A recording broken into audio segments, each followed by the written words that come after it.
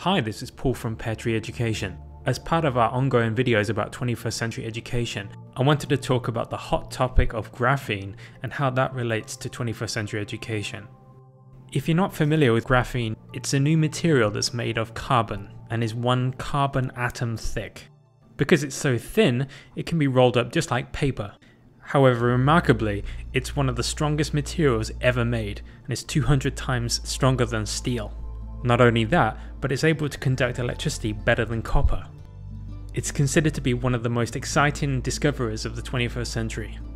Another exciting fact for me is that graphene was discovered in the UK in 2004, and two students from Russia called Andrei Geim and Konstantin Novoselov both received a Nobel Prize in Physics in 2010 because of their pioneering research into this topic. What made me want to make this video though is not what has been done, but what hasn't been done. If you watch one of my previous videos about integrated subjects as a supplementary video, you'll know that I was talking about the process of making a car, there's a design process, a manufacturing process and a sales process. And that as a theme, building cars requires many different skills. The problem with modern education is the fact that building a car is considered to be an engineering process. And in school at least, the mechanics of a car are separated from the design of the car and even the components of the engine and how that functions in terms of fuel efficiency and alternative fuels. Not only that, but it also eliminates the sales and marketing process of actually selling cars around the world. How does that relate to graphene? Well, the thing is that even though the UK has designed this product, it's the UK that's fallen far behind other countries in terms of patents in this technology. To give you an idea of how far behind the UK is, consider that they only have 54 patents at the time of this video being produced. Compare this with other countries that didn't design graphene. You've got the USA with 1,754, so 1,700 more than the UK, and the leader of all is China with 2,200 patents. And in South Korea, Samsung has the most patents of any company in the world. So what does this mean?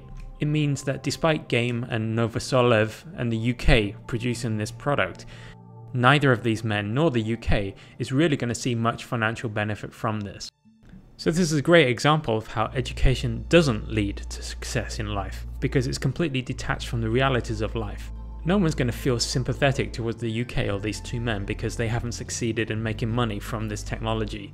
And just because they designed it and invented it doesn't mean to say that people are going to say, oh, you know, you deserve to have that money. They're just going to turn around and say, well, that's life, you should know better. So what I believe, therefore, is that this reality should transpire into education. If these two men have created one of the most revolutionary materials of our time, then they should become some of the richest men of the world. In my opinion, education has continually let the UK down. To quote UK Science Minister David Willetts, "It's the classic problem of Britain inventing something and other countries developing it." And he's exactly right.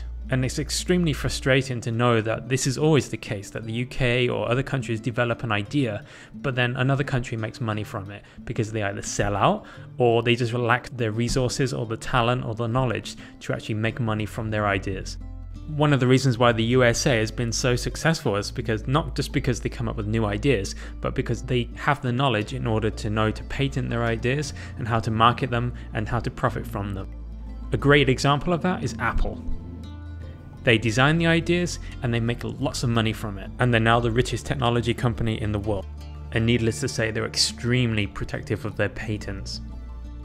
So coming back to the topics that I've been addressing in my other videos, if you consider graphene as a theme in terms of the design process, the manufacturing process and the sales process, all those different parts should come into play in education. That it shouldn't be enough for kids just to learn about the science behind graphene, but they should learn how it's made, what it could be used for, and how it could be sold.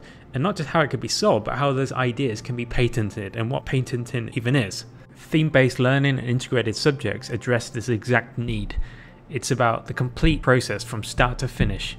It's not about looking at science in isolation from everything else. Otherwise, you end up with results which are happening in the news right now. That wraps up today's video. I hope you enjoyed it, and if you did, please give us a rating. And if you haven't already done so, you can subscribe above. This is Paul from Pear Tree Education. Thanks for watching.